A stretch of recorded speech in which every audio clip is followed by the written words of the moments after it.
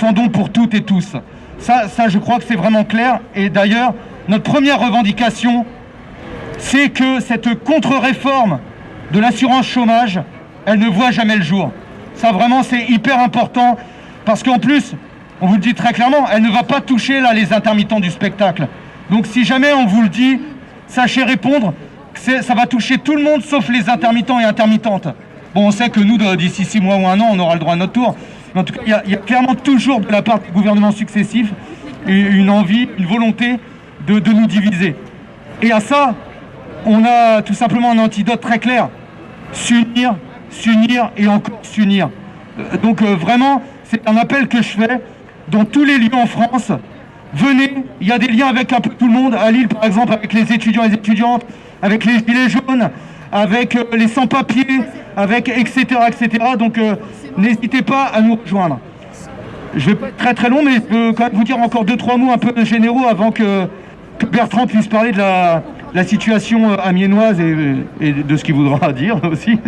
Mais voilà, en tout cas, on a eu pour notre profession, par exemple, parce que ça se dit pas, hein, tout ce qu'on dit sur les artistes et techniciennes du audiovisuel et du cinéma, nous sommes de vilains et vilaines privilégiés, hein, c'est juste ça qu'on entend. Mais sachez que ce qui s'annonce là, c'est un gigantesque plan social qui ne dit pas son nom. D'après une enquête qui a été faite par la Fédération du spectacle sur 600 artistes, là, les chiffres sont tombés hier,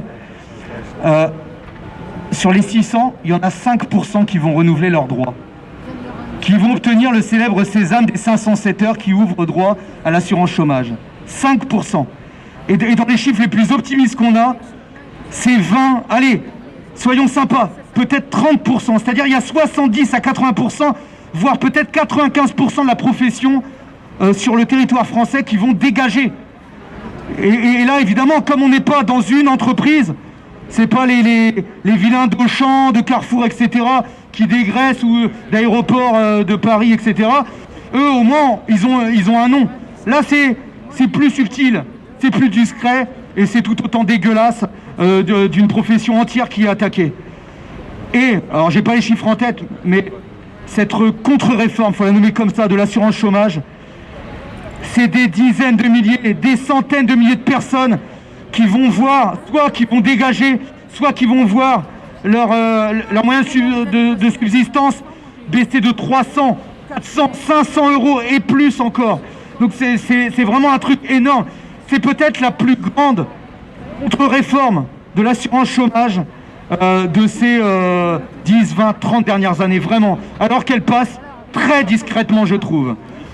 Et pour peut-être terminer, je pourrais parler pendant des heures, mais je veux vraiment être court pour que pas vous embrouiller. Quand je disais que ce que nous le défendons pour toutes et tous, y compris dans le symbole même d'occupation de nos lieux. Évidemment qu'on demande la réouverture de nos lieux, et on sait que ça fait polémique, et que c'est un bâton des fois pour nous taper. Évidemment qu'on demande une seconde année blanche. Mais l'occupation de nos lieux, pour paraphraser un ancien dirigeant de TF1, Patrick Lelay, qui disait « Moi, ce que je vends, c'est du temps de cerveau disponible pour que BIP vende ses produits. » Nous, ce sont des espaces de cerveau disponibles. C'est des moyens de faire de l'intelligence collective, c'est-à-dire que 1 plus 1 n'est pas égal à 2, mais à beaucoup plus. Donc vraiment, emparez-vous de ça, emparez-vous de ce mouvement qui peut être juste une étincelle pour que ça parte partout, dans tous les mouvements, dans les quartiers populaires qui sont à l'agonie et qui, s'y démarrent maintenant, comme on a réussi bien nous diviser par des lois telles que la loi séparatisme, c'est pas sûr. Ils risquent même d'avoir moins de soutien qu'en 2005, quand il y a eu 300 quartiers pendant 21 jours qui ont cramé, des révoltes populaires qu'on a nommées je sais plus le terme, enfin encore un truc dégueulasse. Et voilà, il y a eu 2 lois jumelles qui sont passées. La loi de sécurité globale pour nous criminaliser. Et là, ce qui se passe pour Gaspard, c'est exactement ça. On est en pleine voie de criminalisation de tout le monde. C'est plus que les syndicats, c'est plus que les partis d'opposition, c'est n'importe quel citoyen et citoyenne. Donc la loi sécurité globale, et nous souvent à Lille, on dit c'est les 2 lois jumelles. parce qu'il y a eu moins de mobilisation contre la loi dite renforçant les principes républicains.